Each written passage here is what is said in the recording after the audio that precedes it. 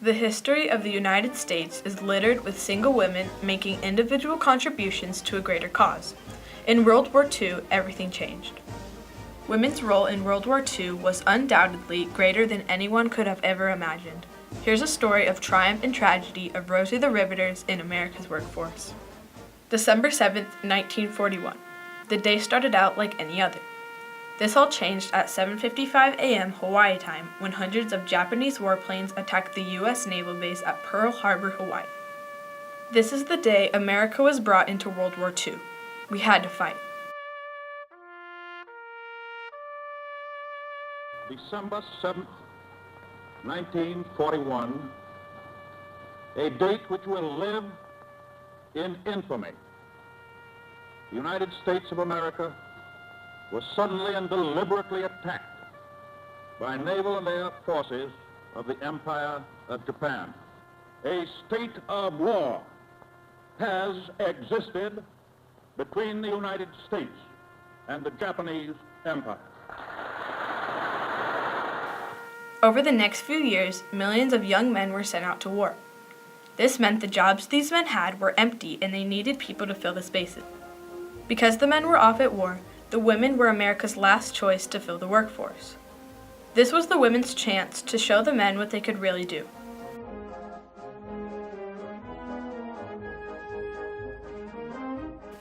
Many women felt like it was their duty to help America in these hard times. It was necessary to have people working, and the women stepped up to the plate. At this point, women were strongly encouraged by the U.S. government to fulfill their duty and help with the war. Lots of wartime motivation came from Rosie the Riveter. Rosie was a strong but feminine woman who was first shown on the cover of Saturday Evening Post. Many people think that the first Rosie the Riveter illustration is the We Can Do It poster, with a woman in a red bandana showing off her muscles. Actually, the first ever representation of Rosie the Riveter was the cover of Saturday Evening Post, specifically the May 29, 1943 issue. In this picture, she is shown eating a sandwich and holding a big riveting gun. A riveting gun is a tool used to join two pieces of metal together. This became one of many jobs that women would take part in during World War II. The picture of Rosie inspired many women to get out there and started a big movement to bring powerful women into the war. Many posters like these also influenced women to join the workforce.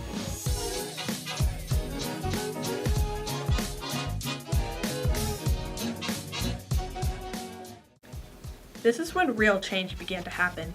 Women all over the country packed their bags and moved to places where they were needed and could take advantage of the movement.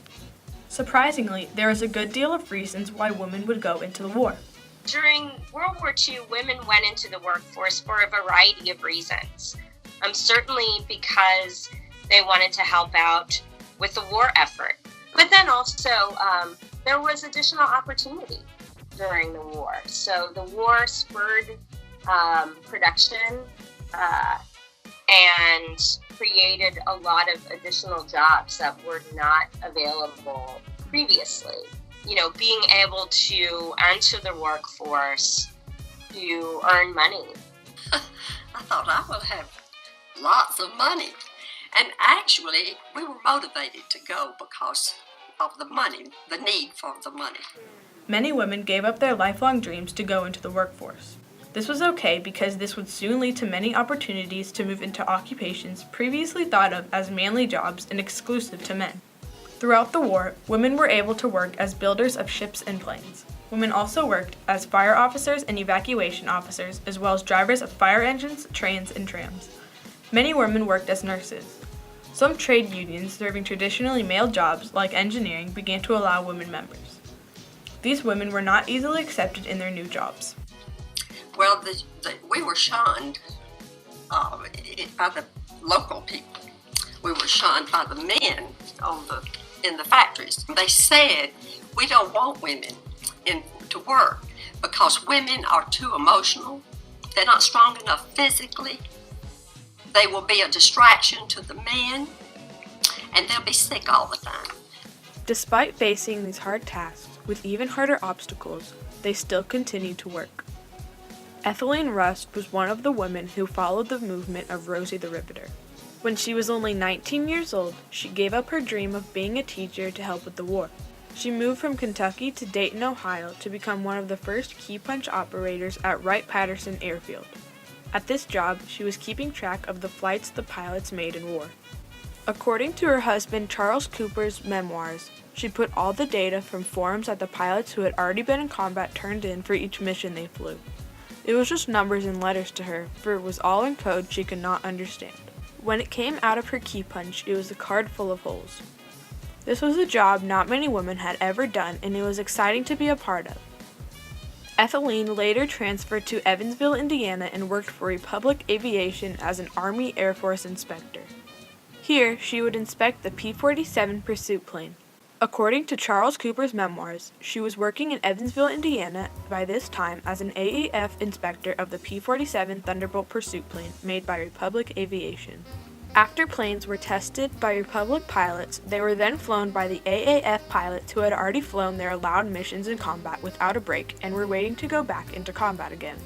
Her job was to inspect all the places where items were stored that would be necessary for a pilot to survive if his plane crashed. She had to certify that all the seals were there and none of them were broken. This was a big task, as the P-47 was one of the fastest and most powerful planes sent out to war. Many women were just like Etheline and gave up their dreams to contribute to the war effort. Their dreams soon changed as the war went on.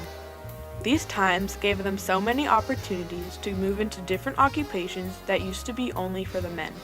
You can tell how important the jobs were to the women. The women set aside their differences to carry out their duty to help the country. This was not a time of conflict between each other, but assisting each other and the country. This was their time to help protect America. Everybody was equal. We were all working for one thing, and we knew planes were coming in trying to overtake the country. And that's what we were fighting for. We were looking to keep those planes off our borders. Women all over the U.S. were working tirelessly at their new jobs until about the middle of 1945. World War II officially ended on September 2, 1945, when Japan signed their surrender. The war was finally over. Our side had won and the men were on their way back home. This is where the tragedy comes into play. The women had worked so hard in these jobs for many years while the war was going on. This did not matter to the men because those jobs were only for the span of the war. The women had to politely give their jobs right back to the men because the men deserved them. It was always understood that this would happen. When the men took their jobs back, there were mixed emotions. You had one side where the women had a very small problem going back to their old life. The other women were very reluctant to give their jobs back, mostly because of the hard work they had put into it. Etheline Rust was on the first side, as she didn't mind going back home. I'm sure this wasn't the case for a lot of women. There is so much more triumph and tragedy because of the later effects of the women working. And, I think the war did show that women were capable, that women could learn these trades, and if given the opportunity and trained, they could could enter the workforce in jobs that were previously closed off to them. Statistically, the percentage of women who worked full-time after the war was far greater than the number of women who worked outside the home before the war began. Women were finally able to earn a living wage, and many of them did not want to give that up when the men came home. They were able to contribute financially to their family for the first time. This was important because before, the men in the household were the ones who brought home the money. The tables were turned. Fortunately, this was just the start for women empowerment. Women continued to defy the gender stereotypes and take a stand against societal expectations. Women's eyes had been opened to a new world of jobs that were traditionally for the men. This was truly a triumph for Rosie the Riveters. Etheline Rust is not only an amazing woman who has inspired me for a big part of my life. She is a groundbreaker for being able to work even though she was in a field that she didn't see many people around her that were women. Etheline is also my great-grandmother. It was important for me to tell her story because I look up to her so much. My great-grandmother, Etheline, is no longer with us, but I think and hope that she would be proud.